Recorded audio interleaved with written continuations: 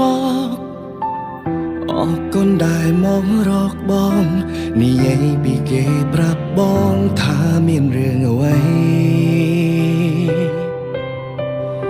គេធ្វើឲ្យអូនឈឺ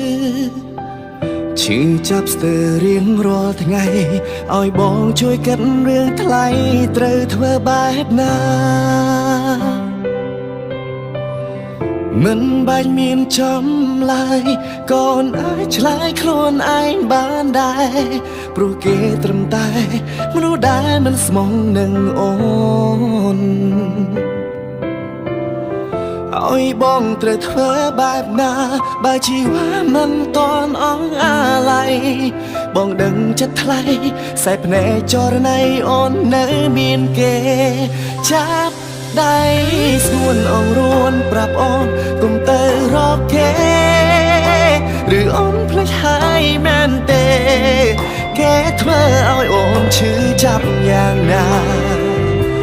ក្រែងប្រាប់បងថាគេនោះជាមនុស្សប្រមិនល្អមិនគួរយកខ្លួននៅក្បែ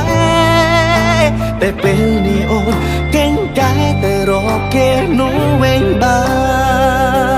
នមិនបាច់ប្រាប់ថានឹកបងនឹងតែអូននៅស្នេហ៍គេរឿងដែលមានមេប្រាប់បងនោះជា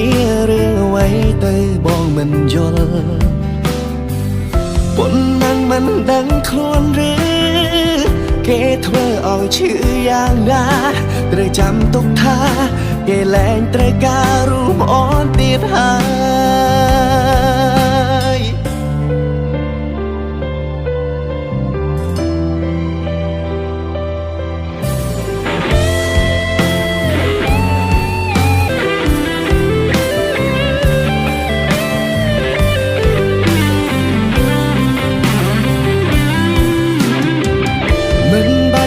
ចំឡាយកូនអាចឆ្លើយខ្លួនឯងបានដែរព្រោះគេត្រឹមតែមនុស្សដែលមិនស្មងនឹងអូនឲ្យបងត្រូវធ្វើបែបណាបើជីវ៉ាមិនតន់អងអាឡ័យបងដឹងចិត្តថ្លៃសែភ្នែកចរណៃអូននៅមានគេចាប់ដៃស្ងួនអងរួនប្រាប់អូនកុំទៅរកគេឬអូនភ្លេចហើយមែនទេគេធ្វើឲ្យអូនឈឺចាប់យ៉ាងណាក្រែងប្រាប់បងថាគេនោះជាមនុស្សប្រមិនល្អមិនគួរយកខ្លួននៅក្បែរតែពេលនេះអូនកេងកែទៅរកគេនោះវិញបានចាំដៃ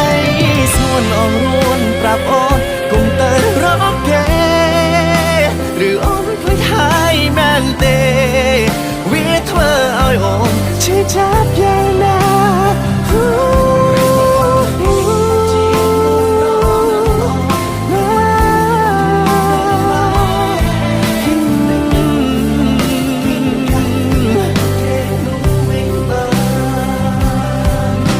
តែពេលនេះអូនកេងកែទៅរកគេនោះវិញបាន